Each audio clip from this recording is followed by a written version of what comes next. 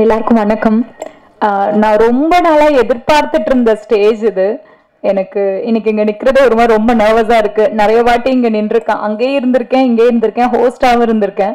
But still எனக்கு இன்னைக்கு நிற்கிறது ஒரு மாதிரி பயங்கரமாக எனக்கு படபடப்பாக இருக்குது. பிகாஸ் எனக்கு மாரி செல்வராஜ் சார்னா பயம். ஆக்சுவலி அவர் முன்னாடி பேசுகிறதுக்கு முன்னாடி பயமாக இருக்குது.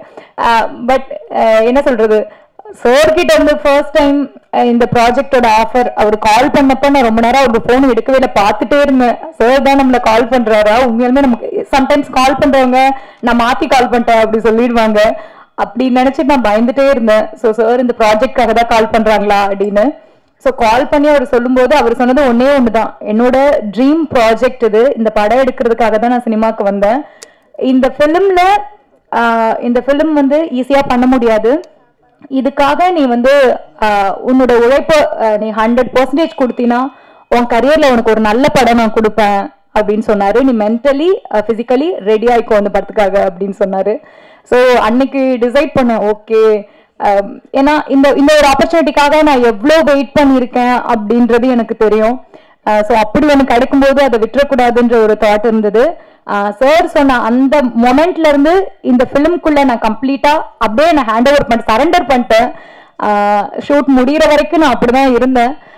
ஸோ இன்னைக்கு ஒரு நல்ல படத்துல நான் இருக்கேன் அப்படின்னு எனக்கு ரொம்ப ஹாப்பியா இருக்கு. ஈவன் படம் பார்க்க ரொம்ப ஆர்வமா இருக்கு. ஸோ ஆக்சுவலி நர்வஸா இருக்கு. ஸோ இந்த ஃபிலிம்குள்ள நான் இருக்கிறதுக்கு முழுக்க முழுக்க காரணம் மாரி செல்வராஜ் சார் மட்டும்தான். நான் இன்ன வரைக்கும் அவருக்கு தேங்க் பண்ணதில்லை.